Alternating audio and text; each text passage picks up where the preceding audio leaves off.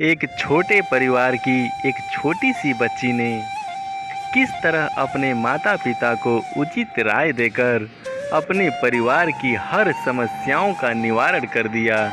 चलिए हम इसे विस्तार से सुनते हैं।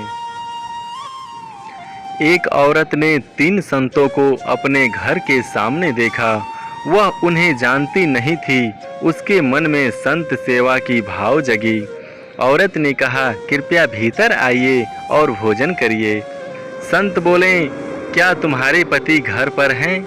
औरत ने कहा, नहीं, वे अभी बाहर गए हैं।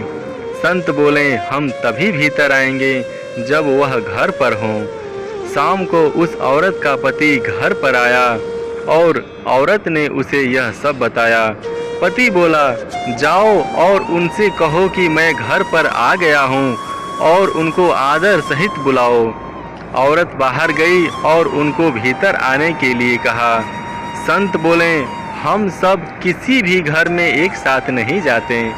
पर क्यों? औरत ने पूछा।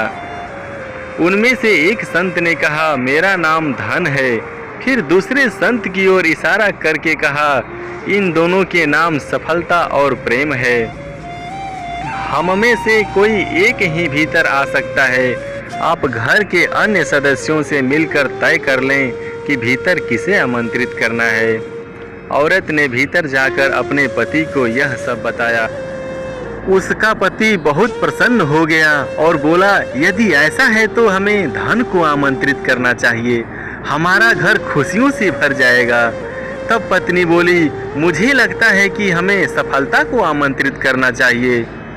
उनकी बेटी दूसरे कमरे से यह सब सुन रही थी। वह उनके पास आई और बोली, मुझे लगता है कि हमें प्रेम को आमंत्रित करना चाहिए। प्रेम से बढ़कर कुछ भी नहीं है। तुम ठीक कहती हो बेटी, हमें प्रेम को ही बुलाना चाहिए, उसके माता पिता ने कहा। तब औरत घर के बाहर गई और उसने संतों से कहा, आप में से जिनका नाम प्रेम है वे कृपया घर में प्रवेश कर भोजन ग्रहण करें। प्रेम घर की ओर बढ़ चले। बाकी के 2 संत भी उनके पीछे पीछे चलने लगे। औरत ने आश्चर्य से उन दोनों से पूछा, मैंने तो सिर्फ प्रेम को आमंत्रित किया था, आप लोग भीतर क्यों जा रहे हैं? उनमें से एक ने कहा, यदि आपने धन और सफलता में से किसी एक को आमंत्रित किया होता तो केवल वही भीतर जाता। आपने प्रेम को आमंत्रित किया है। प्रेम कभी अकेला नहीं जाता। प्रेम जहाँ जहाँ जाता है, धन और सफलता उसके पीछे पीछे जाते हैं। यही सत्य है देवी।